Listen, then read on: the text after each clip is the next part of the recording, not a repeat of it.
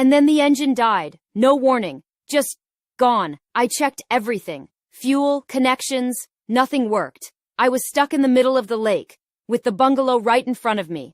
I waited for hours. No boats, no help, just watching my chance drift further away. I even thought about swimming for it, but getting there wouldn't matter if I couldn't get back. By the time the engine finally came back to life, it was almost dark.